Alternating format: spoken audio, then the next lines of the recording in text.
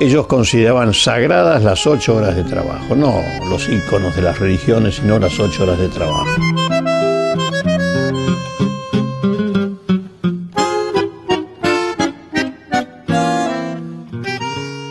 El 1 de mayo es la fecha fundamental del movimiento obrero.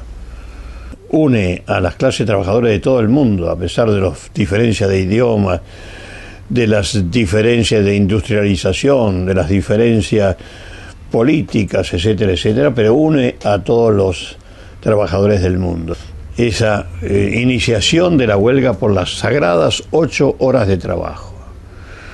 Y esos, los mártires de Chicago, esos valientes trabajadores que salieron al frente pidiendo y exigiendo las 8 horas de trabajo, con un documento precioso que ellos van a leer antes de ser ahorcados, y donde decían: no queremos 8 horas de trabajo para trabajar menos, queremos 8 horas de trabajo para tener también tiempo para la cultura, para leer, para jugar con nuestros niños, para estar con nuestras mujeres.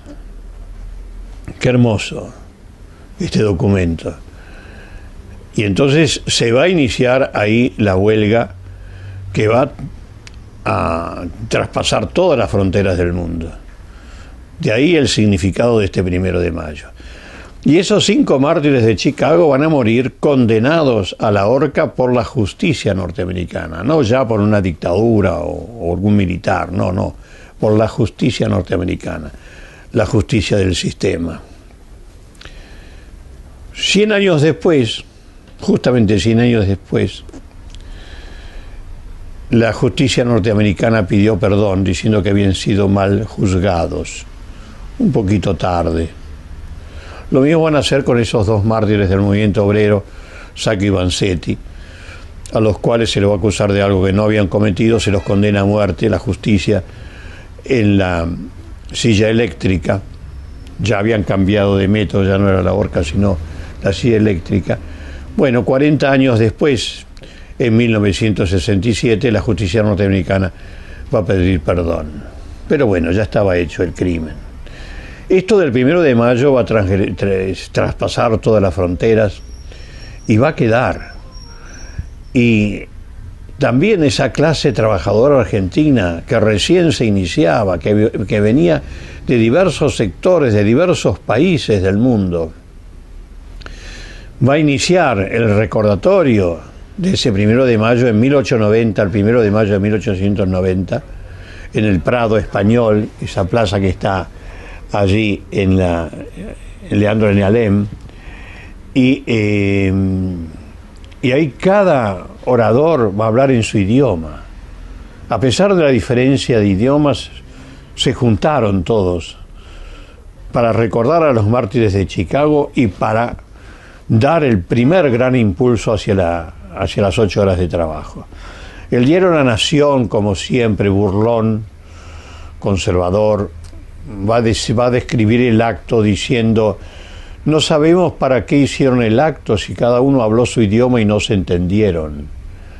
En vez de hablar del ejemplo que era la solidaridad internacional, a pesar de que hablaban idiomas diferentes, lo hicieron y marcaron un mismo camino. Pero van a empezar también las represiones a los actos del 1 de mayo, que siempre concitó a miles de trabajadores. Lo podemos leer en los diarios de la prensa y La Nación.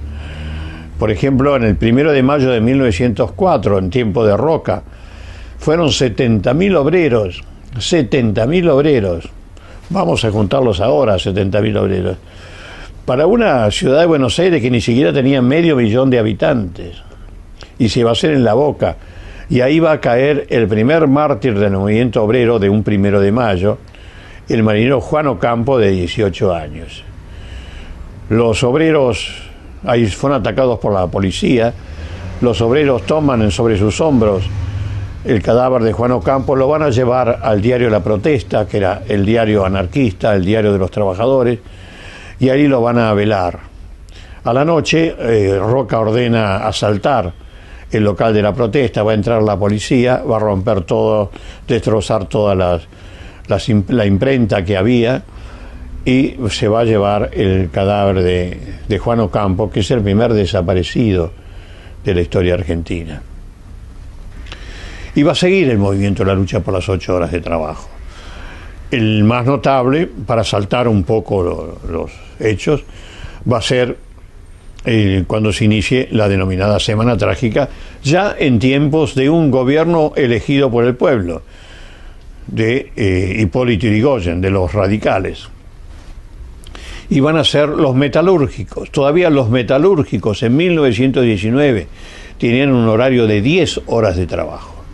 Bueno, y pidieron las 8 horas de trabajo. Les fue negada, y entonces se inició un paro general de los metalúrgicos.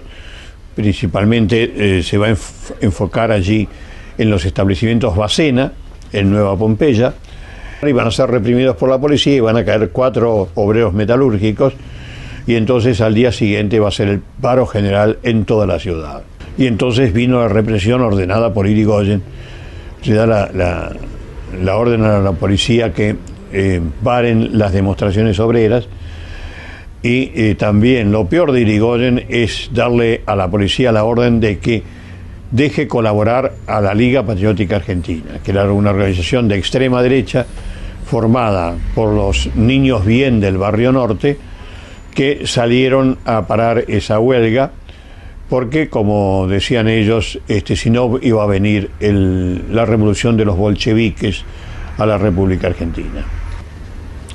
La época de la década infame va a ser una época muy movida, porque a pesar de las represiones, las organizaciones ya de tendencia marxista tuvieron preeminencia en la década del 30.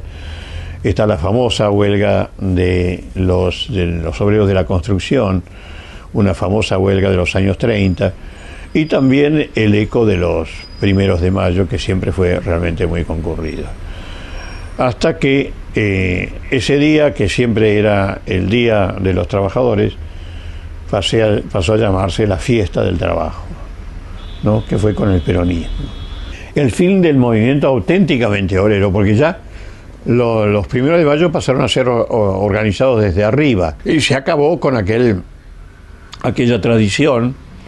Tan es así que, finalmente dejaron de hacerse el 1 de mayo, se solucionaba todo, es decir, con una alusión por radio y por televisión, y dejaron de ser, y fue un día libre, y la gente ya empezó no iba más, no sentía como una especie de obligación por los mártires de Chicago, del recuerdo y de la lucha que había costado tantas víctimas del 1 de mayo, sino lo tomó como un día festivo más, y entonces, pasaron a hacerse los picnics y ir al campo, ir a los clubes, y hasta el discurso del secretario general de la CGT se hace el 30 a la noche. También evidentemente ese secretario quiere irse de picnic el 1 de mayo.